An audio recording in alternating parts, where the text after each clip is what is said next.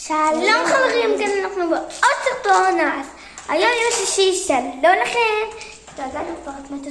התגעגענו, היום אנחנו טועמים 3 טעמים: קולה, ספרייט, שזה סוג של לימון, ותפוז. אז יאללה, בוא נטעם. אני לא טועמת את הקולה, ברק טועם. אני טועם את הכל. אני טעמתי כבר את הכתום, ישר. אני לא התחברתי, אבל אני אתן את הספרייט. אני אפתח, טעים לי את הספרייט, הנה ככה הוא נראה. ברק, תראה להם איך זה נראה. רגע, עוד לא פתח פה. הנה נפתח. הנה פתחתי. הנה. הנה זה טעם קולה, תראה להם. לא, תראה להם. הנה ככה זה נראה. לא, תראה להם מכאן. הנה, כן. ככה זה נראה, אני אפתח דקה. הקולה, אני לא יודע אם זה נראה בכלל טוב. כי אני לא אוהבת קולה, למשל. בוא נחליף מקומות, אני הייתי כאן. סליחה. יש כזה בצבוצים חומים, פשוט לא רואים את זה נראה לי במצלמה. תראה לי? כן, בוא תראה להם. דקה. תסתכל. תסתכלו לעומת זה. דקה. לעומת זה. תביא. לעומת זה, זה יותר חום.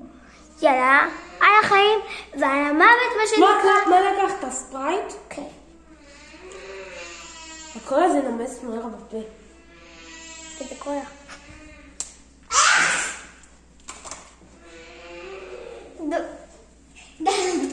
איך. אל תקנו, לדעתי לא לקנות. את הספרייט. אבל זה מגיע עם חמורה שלמה ברק. לא, נכון.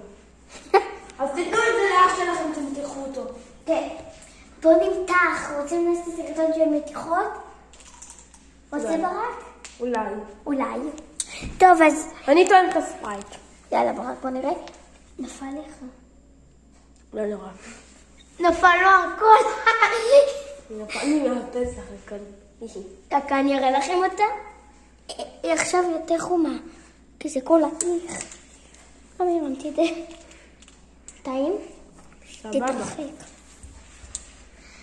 מקווים שנהנתם. זה היה סוף הסרטון. אנחנו יודעים שזה קצר ואנחנו לא פעילים בזמן האחרון, נכון ברק? כן.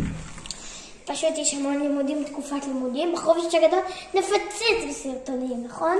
נכון, אבל למרות שהיא חורשת על השורטים. תמשיכו לצפות. אני עוד יחרוש. ביי יוש.